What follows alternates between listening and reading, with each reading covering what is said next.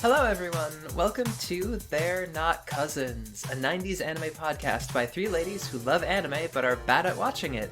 I'm Josie. I'm Allie. And I'm Cassie. We are in episode 2, and I wanted to start out by saying, I listened to the first episode, I'm not obsessive or anything, but I have to say, this time around, we're not going to start, begging for sponsors with this episode, okay? But, if, Viz wants to sponsor us, that'd be cool. You think Viz is going to sponsor us? Why not? I mean, who else would? Wow. Oh my gosh. So they'd be showing an episode of Firefighter Academia or whatever it is. And all of a sudden it's just like, hey, listen to this podcast about cheese cats. Yeah. I mean, people are way into podcasts now. They could get some new viewership. Exactly. And I don't know what line item Viz has for alternative media as part of their sponsorship opportunities, but I feel like a podcast that is on one of their most high-profile properties really should be on that list. Oh, dang. Allie, you have really turned me around on this. That was such a professional delivery. Oh my gosh. Thank you. I'd buy it. All right, fine. Then I guess we're begging for sponsorship from Viz, but nobody else, okay? We're going to wait until at least episode 3 before we start peddling mattresses and toothbrushes. That market is completely oversaturated. I mean, as much as I love listening to podcasts about what's happening in NASA, what's happening in the world, they're already trying to sell me deodorant. I don't think that that's really what we're after. There might be a market for, bad deodorant. There are some really good companies out there peddling really good smells, but maybe it's deodorant for defensive purposes? Deodorant for cats. Ooh. That's an untapped market. I mean, my cat does smell. See, we already have our first customer. Oh, wow. Okay, perfect. This is how we're gonna make money, is by selling cat deodorant to Cassie specifically. We need somebody who is going to give us a positive review. Yeah, you need someone who also is listening to this podcast. Well, we know that as of right now, there were at least 3 people. Oh my gosh, we have 3 listeners now? 3 people who are not us. Wow, I feel like that's pretty good for episode 2. Yeah. And as soon as we record other episodes, those people who really just like to binge listen to podcasts, we'll have them on board. I think what we really need to corner is the market of people who like listening to the same episode over and over and over and over again. Probably people in insane asylums. Yeah. the anime fans who have been institutionalized. You have to imagine that's a pretty large segment of the population, right? Mm. I mean, you watch 300 episodes of Dragon Ball Z, and that's just where you end up. I feel like that is a sign of mental instability, that you just kept watching Dragon Ball Z hoping something would happen. Oh, I mean, that was me. I was mostly in it for Trunks, because Trunks is the best. I'll confess, that was me too. Ah, yes! Come on, Goku, I know you can get to Super Saiyan one of these episodes. I think he got to Super Saiyan. I think that happened. Yeah, 40 episodes later. I have absolutely no comment because I never got into watching Dragon Ball Z because I knew that it wasn't worth my precious time as a teenager. You are absolutely right, but I am glad that Cassie and I can commiserate at the very least. I will say, no matter what we say in terms of sponsors or money, we are not in this for the money. I want to reassure our 3 listeners, we are in this to keep ourselves occupied while society crumbles apart around us. Exactly. Yay! Cassie, how about you start us off by reading the officially sanctioned plot synopsis for episode 2 of Sailor Moon? This time on Sailor Moon, episode 2, Punishment Awaits! The House of Fortune is the Monster Mansion! A new House of Fortune opens in the Juban district and quickly gains popularity for its accurate predictions. But soon, the customers who had their fortunes read began to act violently, including Umino, a boy who has a crush on Usagi. Oh, yeah, that plot point I'm excited to talk about. But let's get into this episode. I'm very excited to actually tell people what actually happened. Not just what Viz wants you to think happened. Sorry, Viz, I take that back. We would still like your money. Oh, right, yeah, we're doing that. Okay. It's fine, I'll edit it out. I will definitely edit this part out. Okay, so in this episode, we start with exposition of the astrological variety. We find out that Usagi is a Cancer with blood type O. Her birthstone is a pearl, and her favorite humor is yellow bile. Also, she has some great essential oils she can sell you.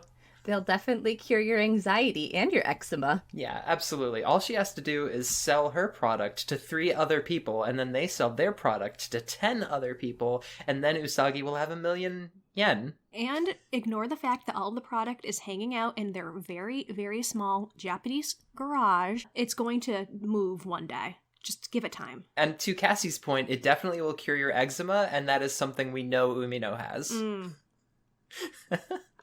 I know that you're like standing Umino, but that is my like take on him. Well, no, and I totally agree, and I stan Umino. I will admit it. This is going to be a complicated episode for you, Allie. It is. I have feelings. Oh boy. I have feelings, bitch. This exposition turns into basically a recap of episode 1, which that's our job, Usagi. Back off. We covered it. It was like an hour and a half. Listen to the podcast, Usagi, please. We need listeners. Like, how could you even have forgotten? I know. We recorded that like 2 weeks ago, but... kind of like 2 months. Oh, no. I know, time is meaningless in quarantine. Oh, man, I hope that is not topical by the time that people are listening to this. A thing that I have to mention, the cheese cat has a name. They name-dropped Luna in the episode synopsis, and I'm like, what the hell is that? Yeah, she never gets like a proper introduction, but you know, that's okay. I mean, does she need one? She is a cat from the moon. She is made of cheese. She is made of cheese. Like, that right there is your introduction, Luna. We could name her Cheesy, but I think Luna's more appropriate. Yeah, I think what actually happened, the writers at Sailor Moon forgot to give her a name until episode 2. They were like, oh, this is a cat, whatever. Cats have names. People will figure it out. They'll name it Cheesy. Yep, because this is once again another instance of the creators of the anime not reading the manga. Oh god, is that a thing that happens? Of course it is, and it's going to happen a lot in Sailor Moon. Like, you expect that 200 episodes of a show is going to be going really faithfully against what happened in the manga. Yeah, the manga's not that long. It's not. Girl. Wait, is this a Naruto? Are we watching a Naruto right now? Yeah. A little bit. Yeah. We're watching, like, original Naruto. Middle school me would be so excited. An adult you should also be excited. Believe it! Speaking about names, though, I am wondering when we're going to find out that Queen Beryl's Dragon Skull Throne is named Gerald. I'm hoping it's before, like, episode 9. You have to call him by his actual title, which is Sir Gerald the Bitey. He's our savior. He is the one who will save us from this manga inaccuracy. He is the one. Sailor Bitey. He just bites people. I'm actually surprised that Usagi doesn't bite more than she does, actually. We haven't seen her bite a single person. Well, it's also only episode 2. Like, we have 198 episodes to go. There could be biting. She becomes a cannibal. Yeah, Allie, spoilers. Damn it, spoilers. Oh, shit. I have heard good things about the cannibal arc. It's very, very inspirational for The Walking Dead, from what I've heard. Oh, yeah. They're very faithful viewers of Sailor Moon. Which is ironic because the people who make the show aren't reading the manga, but the people who wrote The Walking Dead, they have watched every episode of Sailor Moon. Yeah, because we talk about me being an Umino stan. Allie's got the Japanese pronunciation accurate. I'm just gonna slink off into the bush like Homer Simpson. Did you say flink? Slink. Flink? That's the Japanese pronunciation, is flink. Aw, shit. We pull into a shot of the Juban district, apparently. Mm-hmm. And it is a very nice city. There are a bunch of women who are all running to meet their black market stick dealer, which I just have to say, it's a sad day when the only place women can get good quality sticks is from a guy on the street. Yeah, you gotta get down that alley, get those secret sticks.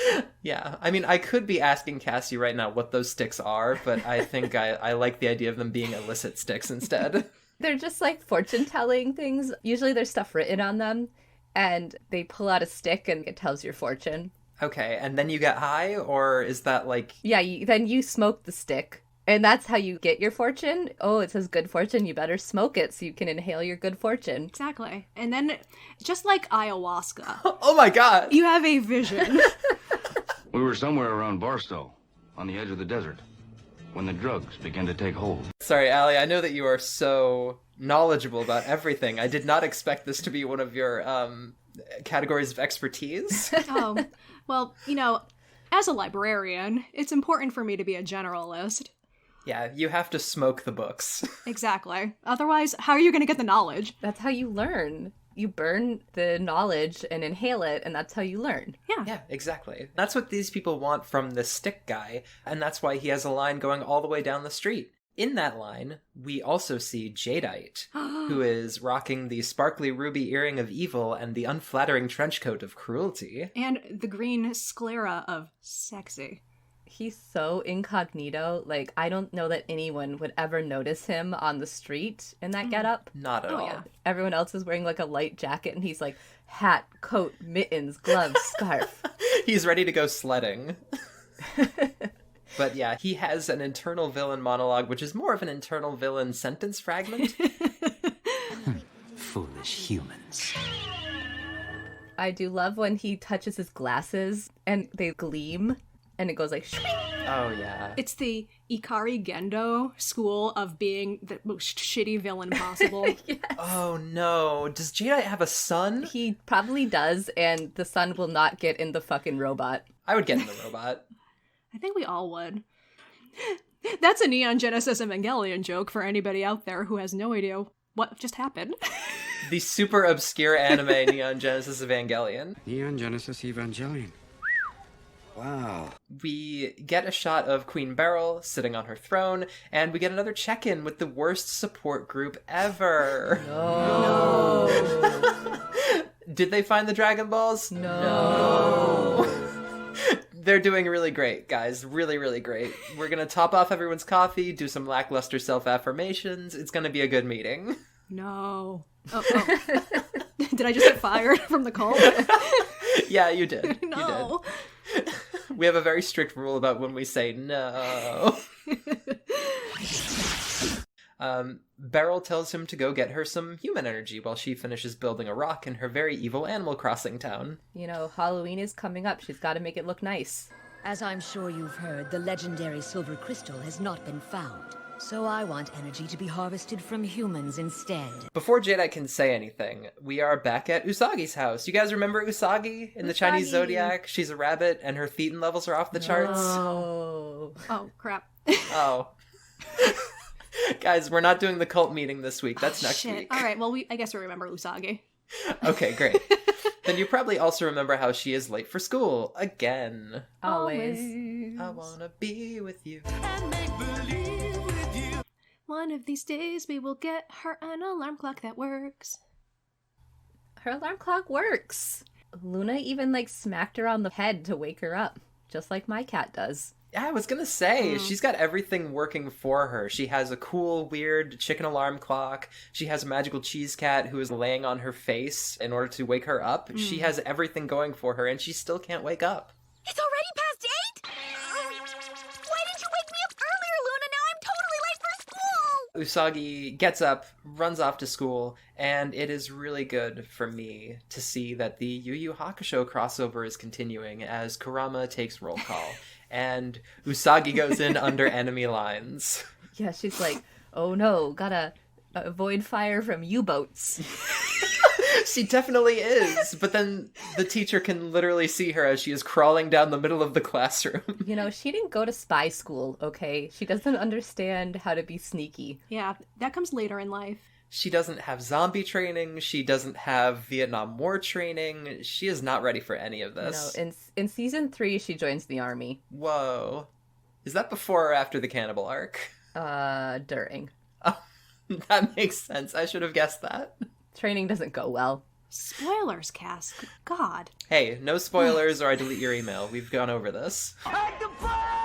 Usagi is caught by the teacher immediately and then is sent into the hallway. There's no mention of food at this time. Like, she's not eating her lunch, she's not doing anything, so I really, really hope she has a GoGurt slipped up her sleeve. Yeah, tube yogurt. Where can you go wrong? I don't see a single place. I mean, unless you have a lot of them up your sleeve and then you can't move your arms and people start to question what happened to your arms, why they're so puffy. And I guess you could say it's eczema. You know, you can't see my face, but all this GoGurt talk is making me make a very sad face. Cassie, you're not a fan of GoGurt? Look, you've never seen GoGurt spewing out of tubes, rubbed all over preschoolers' faces, all over the table, GoGurt everywhere. It's horrible. Oh no. That's what happens when you work with children. Wow. I thought you were watching some really weird movies, but Yeah, no, I you're know. talking about... No. Real life GoGurt. So what we're saying is we will never have GoGurt as a sponsor. GoGurt not sponsored. No, hashtag extremely not sponsored. Yeah, hashtag never sponsored. Stay away from us. The pain is real. Regardless of our sponsorship status with GoGurt, we get a brief scene where Umino is hanging out with Usagi in the hallway while she's in trouble, and this is the beginning of a plot line which caught me completely off guard. Umino has a crush on Usagi? What? What? This caught me off guard, and I found out the reason why is because this episode was cut by Deke entirely. It was never aired as part of the American broadcast, which, speaking as someone who has watched it all the way through, may not have been a terrible decision on Deke's part. Yeah. Yeah. Yeah. Yeah. Based on the age range that the Deke dub was going for, they really didn't want to inspire delinquency in America's youths. This episode is basically about child anarchy. But we will get there. Before we can talk about that, though, there's a weird cut where we see Naru just running and running and running, and I'm like, where are you going, Naru? Where were you? Are you late for school? I can't tell. But no, she runs up to Umino, who is sulking next to a tree, which pretty much summed up my middle school experience. I don't know if you guys experienced that, but trees are great. They don't make fun of your jinkos or spit in your hair. Yeah, You know, we spend a lot of time next to that big tree in the playground. that is exactly what I was going to say. Yeah, no, it definitely tracks for our experience. I don't know how common this would have been in a Japanese school child's experience versus what we experienced here. Cassie, any thoughts on that? Like how often kids are standing by a tree? Is that what we're Yeah, asking? you lived in Japan. Yeah. My school didn't have a tree, so Wow. Whoa, Wow. that's depressing. That's grim. Yeah. we just had a big field for sports. Just so we're clear, there are trees in Japan, right? Oh yeah, there's trees in Japan, just not at my school. Yeah, they just didn't want them getting near the children. They're very dangerous. I mean, that's where cats live. Hmm. You said it. I did say it, and I am not taking it back. I have no regrets. Getting back to the scene, Naru tells Umino that he is a total scrub, and that Usagi, the girl who is flunking the 7th grade and gets fashion advice from her cat, has way higher standards, which is pretty harsh. I don't know if this is just because of all the fan fiction I read back in the 90s. Oh god, Allie, just give it Oh, to oh, me. yeah, I yeah. want it all. I don't know if this is a real thing or if this is just what the 90s Sailor Moon fandom wanted, but I have distinct memories of Umino and Naru getting together. Okay. No, they do. Oh, they do? Yeah. Okay. So, like, I really stan that relationship. You do? I do. They're both good kids. And Umino would treat Naru well. You think so? I think so. I mean, this episode isn't probably the best example of what Umino would do for Naru, No. but I feel really strongly that this is the seeds of their eventual relationship. Behind those weird, spirally glasses is a warm and loving heart. Who wants to exchange diaries with you? That is pretty cute. Although, I don't know, what is he writing in his diary? I feel like it's mostly math problems, right? Yeah, I can see the X plus Y equals love blossoming here. Oh my gosh, that should be one of the album names in Jadeite's 16 CD set. Yes. Do you guys remember that weird made-for-TV boy band movie that was like, Yes. you, plus sign, me, equal sign, us. Oh no, I think I was too busy watching Goof Troop or something. What was this? What happened in this?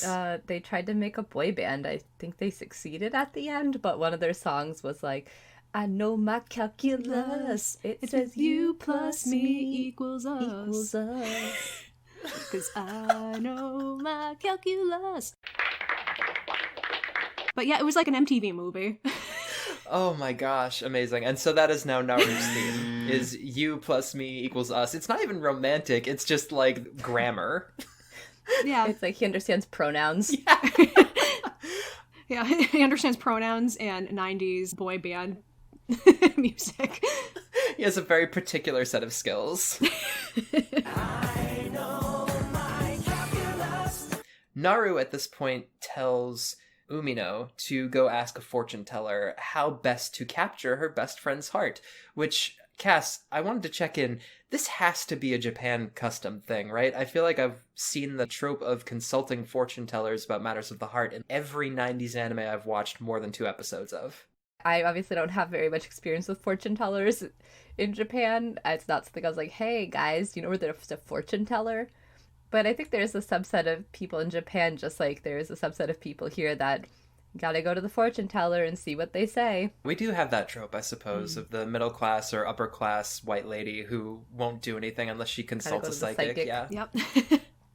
From my vast experience, that one time I was in Japan, going and visiting a shrine, getting the one of the little tokens from a shrine maiden was something that I saw other tourists as well as Japanese people doing. So it very well could be more widespread.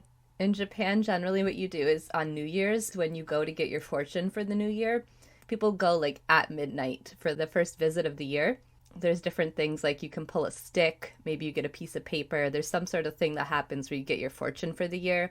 And then they have the lucky numbers posted, and they also have the bad numbers posted and bad ages. So if you're turning a certain age during that year, your age might be listed on the board, and then you have to go and get purified because this year could be dangerous for you. Huh. And this is a spiritual practice?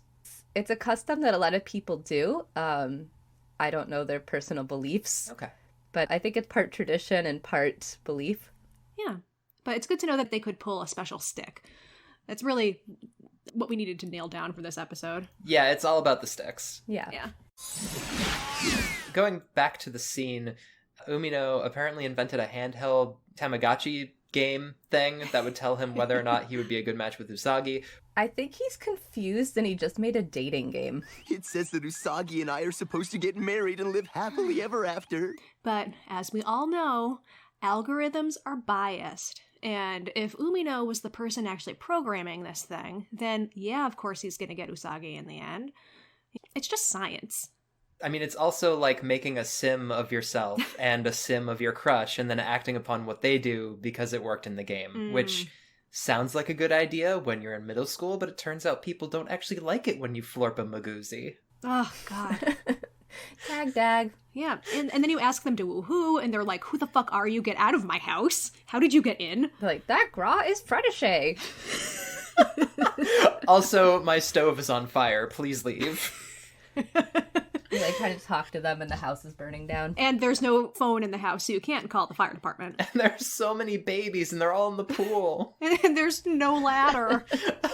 Why didn't you put a ladder in? What is wrong with you people? So, Usagi encounters this stick merchant that we've been talking about, who is actually a really cool guy. He seems like a good hang. He is willing to look at Usagi's hand. He pulls a case-closed magnifying glass out, and based on the amount of GoGurt residue that he finds there, he determines that a guy is into her, which is great news for Usagi. She assumes it is someone who is not Umino, presumably. And she runs off to the arcade, where we meet the second blondest Japanese teenager in the show, Motoki. Yeah. Ooh. He's an older man who has a job at an arcade. What's not to love? What was his name in the dub? Andrew. It was Andrew. It was Andrew Hansford. The fact that I remember this from having only watched like 2 episodes is another one of those things from the 90s that it's going to continue to haunt me. I didn't remember him even a little bit, so I have to assume he falls off a cliff or something in the episode. Well, not this one. Well, yeah, I did write that note before I had watched the whole thing, so. Touche. But yeah, Usagi and Motoki share what is actually a really sweet scene of them playing the Sailor V video game together. I loved this scene. It was so sweet. Yeah, he's like, I'll help you, Usagi. Let's play games together. See? Now that I have it, My heart's pounding like crazy. I'm in heaven. What I appreciated was Usagi's thumping heart, which reminded me of all of those times as a teenager when I was around somebody that I was crushing on and didn't want them to know. And your heart was going doki doki. It was going doki doki so hard, but no one would ever know because I didn't want anybody to know I actually had crushes on people. Oh, that's so cute. Luna decides to interrupt the budding young romance and tells Usagi she should go back home and do her homework or maybe eat something other than extreme mobile yogurt pouches. Okay, Mom. Yeah, this cat is totally lame. Yeah, come on, cats. I'm having a romance. Exactly. More important than any of that stuff. Usagi is obviously like, nah, I want to get my palms red again. And unfortunately, the stick guy is gone for the day. He was probably run off by the cops for selling woven hoodies depicting Bugs Bunny enjoying a fat rip off of a twig, but that's neither here nor there. Don't sell your dirty sticks around here. Get out of here, Fortune Man. Yep, that's what happened, and so Usagi's only option for immediate relationship advice is the big corporate fortune-telling place across the street. That looks like the place that you go to buy all the pencils from the sad orphan children. What? What? What? Okay. Am I the only person whose parents as a kid said, you know, you have to go to school, otherwise you're going to be selling pencils on the side of the road? You will become an orphan who has to sell pencils in order to make a living. Was that literally just me? That was just you. That was, yeah, no one else has ever done. That is not like a matchstick girl thing. Yeah, I was going to say, That it's like an alternate universe matchstick girl. Well, okay, we didn't have a lot of money growing up. Leave your comments below if you have heard of selling pencils as a comment on this podcast episode or on any one of our socials, because this cannot be me, just me alone. I think your parents made up. Ugh. If you haven't heard of this, please rate the podcast 5 stars to let us know that is that is your experience with it. Wow. Well, anyway, so now that there's this pencil mega mart here, yeah, putting all the orphans out of business. Oh, those poor orphans. Oh god, and that's why those orphans were torturing that cat, because they didn't have any pencils to sell. See? It all comes back around. It all comes back around. And going back around to the episode, Usagi needs to decide, am I going to support local business or am I going to go to this pencil store? And in order to decide that, she slips off her shoe, which I have to say, it's a strappy little shoe. I love it. It looks so versatile. So adorable. Can go with so many different outfits. Yeah, I don't tend to like a pointed toe, but it really, really works there. Yeah. But we're talking about anime, and in this anime, she slips off her shoe and she flips it like you would a coin, saying heads I do one, tails I do the other, which is weird to me. Maybe she didn't have a coin. Yeah, I mean, maybe it is just me again, but I know that I flipped other things when I didn't have a coin available growing up, when it was a life or death situation, or life or death question, excuse me. She used all her yens at the arcade. Exactly. Like, you gotta make do with what you have. That's true. I guess I didn't think of that. I sort of assumed that it was a like a cultural thing, but I guess it could just be she had to flip something. Yep. I mean, if you believe in fortune telling to begin with, then flipping your shoe is just the next logical step. Absolutely. All right. I am now on board for shoe flipping. All right. Bow. So she kicks off her shoe, and wouldn't you know it, Suit Guy from episode 1 is right in the line of fire again. Yeah.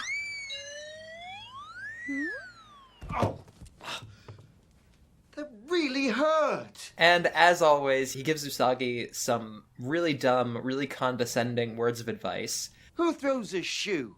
Honestly. But Usagi shakes it off. She is so annoyed by this guy who isn't Motoki that she decides to stomp back home and forgets all about the fortune-telling thing. Which, it's good that those shoes have a nice low heel, which is perfect for expressing your displeasure with a dingus. To be fair, that is how everybody should be choosing their shoes. not based on how well it goes with your outfit. It should just really be based on how it works when you throw it at somebody. Like, does it have good velocity? Aerodynamics? Yeah. I didn't take physics, but I do know how to throw a shoe. It's good to know that Allie's ideal shoe is basically just a knife on the back of a sneaker. It's true. And, I mean, if anybody went to college with me, you know that as soon as something dumb was happening, I would be the first person to take off my shoe and fling it across the room. Yeah, she's a shoe thrower. I am. I will go on the record making that admission. Wow. I mean, no, that'll be good for cons. You know, if we're ever the guest at a con and somebody's like, I want a souvenir, you can just be like, hey, person in the back, and then like throw a shoe at them and knock them out. Oh, God. You just have to bring like a bag full of flip-flops. Yeah. Oh, can we get our podcast name printed on flip-flops and then throw them at people at our shows? At our live shows. Yes. Yes. Perfect. I'm down for that. I'm totally down for that. Perfect. Perfect. That'll be a Patreon reward. Speaking of giving people things, we cut to inside Haru Specs R Us, and it looks like all the ladies buying illegal sticks earlier are coming in to look at some cloud cards instead. There is a nice lady with really great eyeshadow sitting at a table just handing out cards to people, including Umino, which is really, really nice of her. Yeah. Yeah, she reverse pickpockets him. Yeah. And you get a card, and you get a card. Hey guys, want to play Magic the Gathering? It's time to do. Yes, tapping that mana. Tap it like a Polaroid picture. Yeah, like I don't know how to follow that up. It's okay. I understand that this is my lot in life. That's okay. No, you are not the only one who would have gotten that. If anybody out there plays Selesnya, please rate the podcast 5 stars. Is this now a My Little Pony Friendship is Magic podcast? What the fuck did you just say? Oh, Selesnya. Dear Princess Celestia. I mean, it can be. We could do both of these things, but it's going to be a very different audience than I think the 3 people we already have. Oh, okay. Going back to the show, because I want us to do this podcast before we start our MLP podcast. No. That is the appropriate response. Oh, come on! The next scene, we see Usagi running into her dad, who is named Kenji, on her way home. Did you two know that Usagi had a dad? Because I didn't. I did. Yeah. I didn't remember his name, but I knew he existed. I did. I don't think that I've mentioned it on this episode, but I did come in second place in a Sailor Moon trivia contest a couple weeks ago. Oh, you did? Clap, clap, clap, clap, Thank clap. you. Bow to my superior Sailor Moon trivia knowledge, because this is literally the only thing I got. At least you got something. Yeah, I'm just wondering if you can remember the name of, like, all your cousins. I'll get back to you on that. Okay.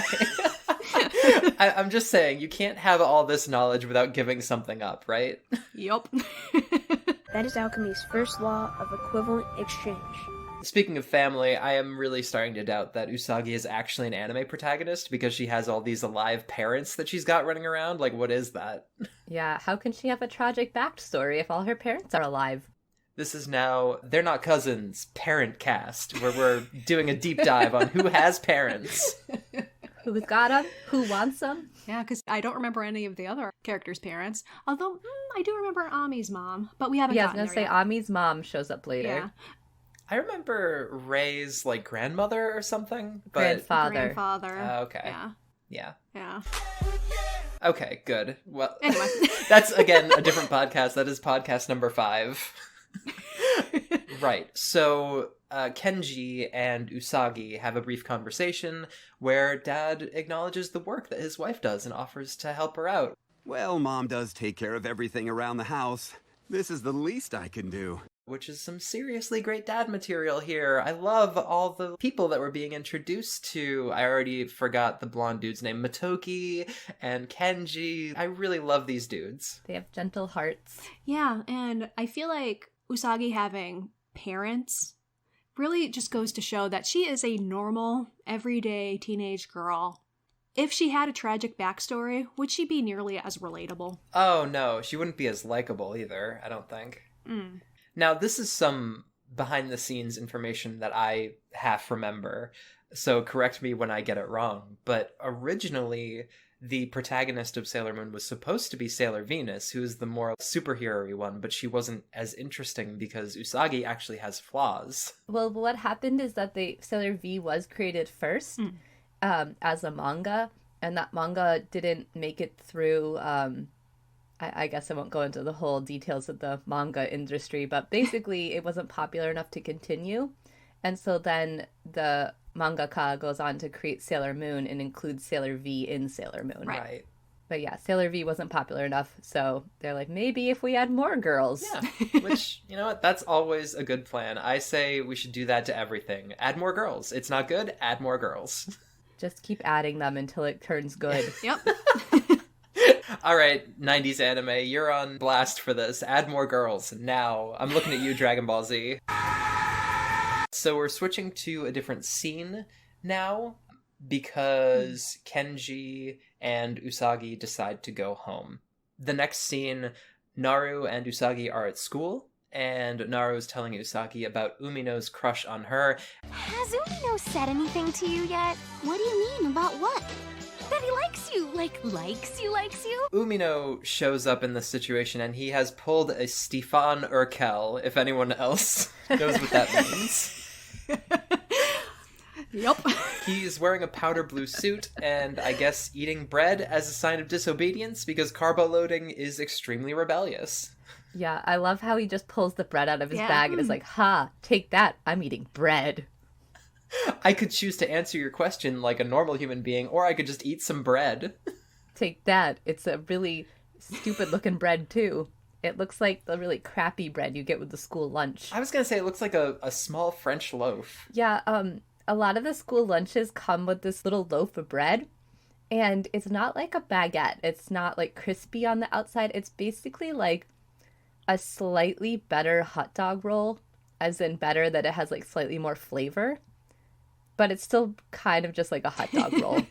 It's a tiny loaf of white bread. Yeah, basically. So God. You're saying that school kids in Japan basically get the equivalent of what happens on a day when you haven't gone to the grocery store and are finally realizing that you have run out of bread, so you're going to the next best thing and trying to make that seem as if it's a dinner roll. Normally, I would eat this like a sandwich, but all I have is this one sort of old hot dog roll, so here we go. So I'm just gonna put some butter on it and maybe a little bit of garlic powder to pretend that it's garlic bread. And all the teachers would like, collect all the uneaten rolls, and then they'd like give them to one of the teachers to take home. Huh, and that one teacher just loves bread. I don't know. They used to give it to my friend Robin, who worked at a different school. She would end up taking all the bread home. And I was like, Robin, why do you want that bread? What could possibly make you want to eat that bread? Well, that's the thing. You go to her apartment, and it's just full of these loaves of bread with little faces drawn on them. It's her friends. Or she's like decided to add an addition to the apartment complex, and it's just using the bread as a building material. Yes. I know the Japanese apartments are tiny, and so the idea of building onto your porch, like building a wall made out of rock-hard bread that's so smart. I need that show on TLC. It's like Flipper Flop Bread Edition. Yes. I love that. Can these flippers make this house work, or are they going to get the rye deal? Ooh. Oh, that's so good. Ooh. Okay, so this is the fun part of the episode where we get to talk about the moment where Umino literally assaults his teacher by flipping up her skirt in front of everyone. Yeah, just casual assault. Yeah. That is really gross, and I hate it. Yep. And hey, that's not funny and not cool. Yep. I feel like because we're going to be watching a lot of 90s anime and we're going to run into this kind of thing a lot, we need some kind of demerit system for when a show treats assault like a joke or punches down at people.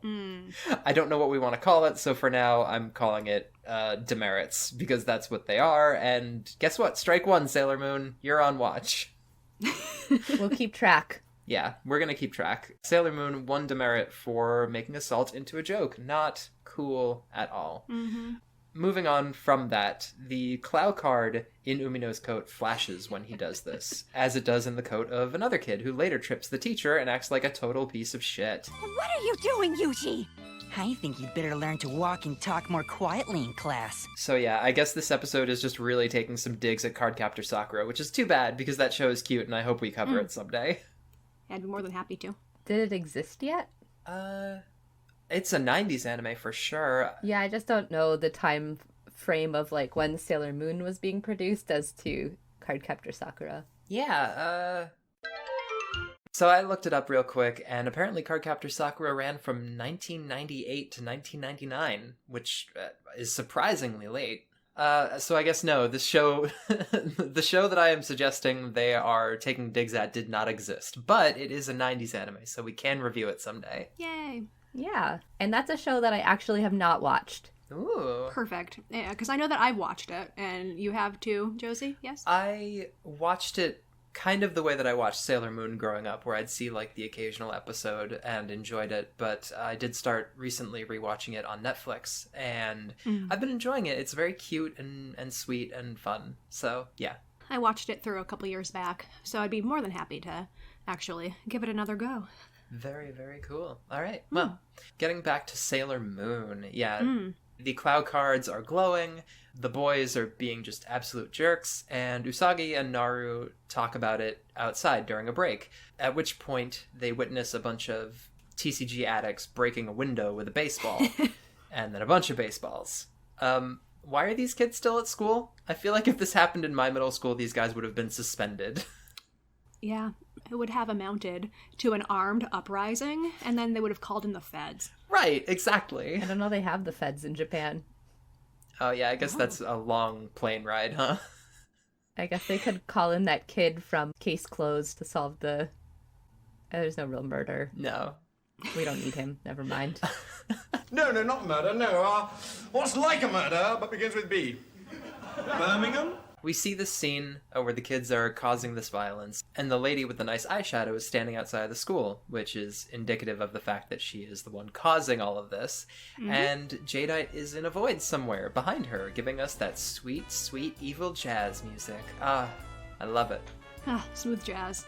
Mwah. Chef's kiss. As everyone has guessed by now, he is collecting that delicious delinquent child energy for Beryl in the middle of this plot about teenage romance, which is a bad look, Jadeite, but it just sounds so smooth, so I can't stay mad. To be fair, he's just doing what was asked of him, okay? He has one job. He knows that if he continues on this path, maybe one day he'll be able to sit atop that throne himself, but, he has to put in his time and put in face at the office, so, he'll get there. And then one day he'll be sitting on Gerald. Exactly. I couldn't remember the name of Gerald, so thank you for thank you for that. It's okay, they didn't introduce it until episode 9 anyway. Oh, good. So much for knowing all the trivia. How could you not know about Gerald? I know, right? This is your one blank spot of knowledge, apparently. Ugh. I do remember the Gerald arc where we learn about his backstory, and it's just so sad. It must have happened in Super S because I don't remember it at all. I think it happened during the Christmas episode. Oh. Yeah. Did they do that for Sailor Moon at any point? Is there like a Christmas movie? I don't think so. I know that there's a Christmas album. Oh my god, yes. Sailor Mars sings Last Christmas. It's amazing. Which is my absolute favorite song. Last Christmas, I gave you my heart, but the very next day, you gave it away. I am in love with it. It's so good. Amazing. I really want to hear the Jadeite smooth jazz Kenny G crossover of White Christmas or something. By Sailor Stars, Jadeite unfortunately is long gone. Oh no! Spoilers. I know, spoiler alert. That's it. Your emails are deleted. They're gone. What? How could you? Yeah. Yep, I hired a hacker. Wow. Yeah. Wow. And we don't even have a budget for this thing. No, I paid for this out of pocket. Wow. And this guy was expensive. He had a cybernetic eye and like a pink mohawk, and he's in debt, and it's just the whole thing, the whole shebang. I trusted you. Yeah, well. Slap. All right, let's stop fighting amongst ourselves and get back to business. Usagi figures out that everyone being gross and bad went to Cabal Mart before they started being jerks. So she and Luna go to take care of business. We get our transformation scene for the episode. That's over and done with real quick. And then Sailor Moon busts in and gives a speech before our vaguely Eastern European cloud card collector starts throwing them like a less impressive gambit. She's like a hex maniac. Oh, she is! So I guess she's throwing Pokemon cards. She just wanted to play Pokemon with those kids. But these Pokemon cards are not just shiny, Gengars or Haunters or whatever. They are full-on, sharp, slice dice, make julienne fries kind of Pokemon cards. These are not your set it and forget it Pokemon cards. Oh no. They make it work. The fortune teller is also making it work because she's a Medusa now. Yay! Gotta reuse those assets from the first episode. That's what I was thinking too. And the army of zombie nice guys start to converge on Usagi, but then Tuxedo Mask, who actually has a name now, shows up for an unbelievably short scene. I mean, that's his deal, though. He's just like, hey, bye. Hey. Yeah. Sup. I know, but this felt almost like self-parody. It was so short. I literally laughed out loud when I was watching the episode because it is literally, hi, bye, bye. He has business to attend to. I guess so. He's got to get to his flamenco lessons or whatever. Gotta sell those pencils. Oh, no. Well, yeah, bringing it back. Bringing it back. I'm glad he got some more pencils, in addition to the roses that he could probably sell for more money than those pencils, but we're getting way off track. He needs those for throwing.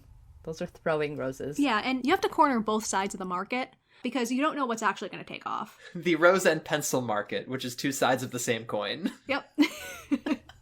We know so much about economics. It's great. Yeah. That's why I've opened my own store, the Pencil and Rose store. Oh, it's going to do so well. I can't wait to show up for your opening. Your opening and also closing, which is the same thing. Yeah, it's the same day. Yeah, and your plan of having the X plus Y equals Z calculus folks come play the opening act was going to fall through. You just decided that you're just going to let it go. It's over. It's over now. I imagine those guys are probably ancient now anyway. I mean, Backstreet Boys did have a reunion tour. Ooh, was it any good? I don't know. Allie, I thought you knew everything about the 90s. Yeah, but I didn't like boy bands, so I don't know about them. But let me tell you about the Spice Girls. That's a hot take. Although Spice Girls, yeah. Yeah. Spice Girls for life. Mm-hmm. Let me tell you what I want, what I really, really want. So tell me what you want, what you really, really want. I want a huh. Huh? Huh? Huh? Huh? Zig a zig ah. We have strived so far from the light of God, and by that I mean the light of the Spice Girls. If you wanna be my lover. Okay. So we have this incredibly brief scene of I forgot his name. My brain just completely emptied everything out. It was like, you're done here. Jadeite? Sailor Moon? Tuxedo Mask? Usagi crushes all over Tuxedo Mask, and I'm like, yeah, but Motoki? You guys share interests? Well, you have to have your real life crush and your celebrity crush. Oh, is that what's happening here? Yeah. Oh, okay. So this isn't actually Usagi wants to, get married to Tuxedo Mask because he just shows up and then leaves. She wants to have the actual life with Motoki. All right. Exactly. She wants stability, and Tuxedo Kamen over there, he ain't gonna give it to her. No, he's not. I mean, he works at a pencil and rose store. Yeah, he can barely support himself, let alone a 14-year-old girl. The dry cleaning bill for his outfit is basically the equivalent of having a child, so it's not going to happen. Yeah, they're totally not going to get together. I don't know. Apparently, Usagi gets married to Umino. Yeah, definitely. We saw it in the fortune-telling game. Oh, that's true. I forgot about the fortune-telling game. Crap. Okay, well... Do you even remember what episode we're on, Josie? Are you having a stroke? It's we're in episode... we're watching Ranma 1/2, right? That's what's happening? So Ranma he turns into, right, Sailor Moon. So we are in, episode 1.9 of Sailor Moon, and I am 100% fully invested in this love triangle that is happening, and by that I mean I am Team Motoki for life. We'll see about that. Will we? I'll see you in court. Objection! There's Judge Judy being like, I don't know what you're talking about. Don't try to sell me this relationship with Motoki. Don't try to sell me a rose and tell me it's a pencil. Oh, God. Back to we have to talk about the show. We have to actually talk about Sailor Moon. All right? We're so close to the end of the episode. That was the whole point of this, right? Yeah. We'll do the Judge Judy podcast. That'll be podcast number 6. We're going to start our own podcast network. Yeah, who needs somebody to start the podcast network for us when we can just do it ourselves? Oh, poor Josie, we're giving you so much editing. Oh, I didn't realize I was editing all of it. Well, I'm going to jump out a window. Oh! Do a flip! Sailor Moon is reminded to throw her tiara at the Medusa, and instantly the Medusa turns to dust. And Jadeite is pissed for like a second, and apparently the Medusa's name was Balm? I think the characters need to start wearing name tags. Yeah, especially unimportant side characters that nobody cares about and die in the episode. Well, yeah, because if we don't know them, how are we going to update our wiki? Oh, I don't have to do the wiki too, right? No, that's okay. That's what we will, we'll hire somebody. We'll load that off on the fan base. We will... Fiverr? No, I said no Fiverr ads. No free advertising. If they want it, they have to pay. You know, I hope Jedi gets better at getting powers. He can't collect them. No. Are we assuming that Beryl still didn't get any of this power either? Well, it dissipated. Yeah. Why does Beryl trust Jedi to do anything at this point? I don't know. Like, if he's not bringing any power in, what energy is the Negaverse running on? I have to assume, like, peanut oil. It's one of those things. For some reason, Jedi is still on the payroll. He's still getting work, but it's only episode 2. Maybe he falls off a cliff after episode 2. We will find out. We cut back to school the next day, and Naru is recounting to Umino all the reprehensible shit that he did. Yay! And suddenly, in that moment, in that brief, fleeting moment, he is extremely relatable again, because he says the line, All that is left in my life now is despair. I mean, you have to feel bad for him because he was forced to do all this stuff that is completely out of character for him. Mm-hmm. And then he has to deal with the repercussions of all these people having seen him act that way. Right, but instead of that being the case, we get an almost apology from Umino to Usagi, and the show plays it off for laughs that he and everyone else involved will face 0 repercussions for the way they acted. Yeah. And I get that in the fiction of the show, the kids were mind-controlled and aren't at fault, but I will say that this does a great job preparing the viewer for exactly what happens in the patriarchy in real life. It's true. This, unfortunately, is just another example of the way that our institutions have failed us. Thanks, Sailor Moon. Woo! And, oh, she trips at the end of the episode. Ha ha ha ha ha, hilarious. I want to get to the question, did we like the episode? And I think I'm going to start with Allie this time. What did you think of episode 2 of Sailor Moon? I thought that it was very on brand for this moment that we're having, for the reasons that we've already kind of touched upon. That, unfortunately, it is pervasive in our society to think that these types of jokes are funny when they're most assuredly not, because I can be a buzzkill too. Good. Was there anything that you did like about it? I loved the tarot cards. Oh, yeah. Not gonna lie. Yeah. I really appreciated how you get a little bit more time with Naru, because I think that she is a very underrated character. So it's always nice to have her take point on things. Agreed. So, overall, boo to the patriarchy, yay to girl power. Put that on a shirt and ship it. What about you, Cass? I like Usagi going around having a nice time with Motoki, and her dad is carrying the groceries, and she's like, oh, this is what I want to have in the future, to be loved by a nice, normal human being. But I didn't love the bit so much where like, hey, boys, creep on women, and, touch their underpants and stuff. Yeah, it's funny and not at all gross and horrible. Mm-hmm. Yeah. I felt really bad for the teacher whose name I forget. I'll just pretend that she's Kurama from Yu Yu Hakusho. Yes. Buy into my fantasy. Haruna Sensei. God damn it, know her name. Say her name. Haruni? Yeah, Haruna. Haruna Sensei. Yeah. Anyways, I felt really bad for her because it's hard when people are mean to you and touch your underpants and trip you.